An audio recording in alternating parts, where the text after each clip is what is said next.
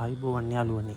අද මම ඇවිත් ඉන්නේ ලංකාවේ අපිට කවදාවත් අමතක නොවන අපේ ළමා කාලයේ හැඩ කරපු අපූර්ව තැනකට.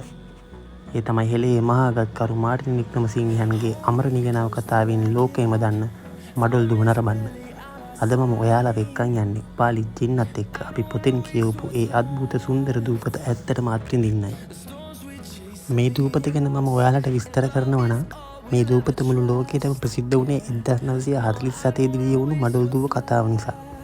ගාල්ල දිස්ත්‍රික්කයේ කොග්ගල ඔයේ තියෙන දූපත් අතරින් ප්‍රධානතම තැන මේකට හිමි වෙනවා. මඩොල් ගස් බහුලව තිබුණු නිසා තමයි මේකට මඩොල් දුව කියන නම ලැබිලා තියෙන්නේ.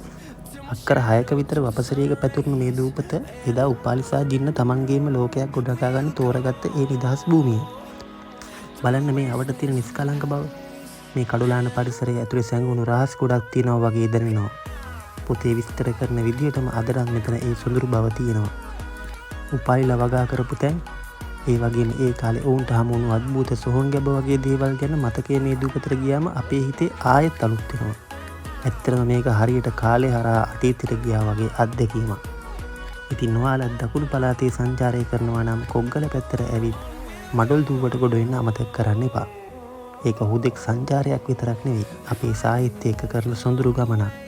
අද මගේ ව්ලොග් එකෙන් ඔයාලා මේ දූපතේ සුන්දරත්වය විඳින්න ඇති කියලා මම හිතනවා. මේ වගේ තවත් ලස්සන තැන් බලන්න මාව සබ්ස්ක්‍රයිබ් කරලා තියාගන්න. ඊළඟ වීඩියෝ එකකින් හමු වෙමු.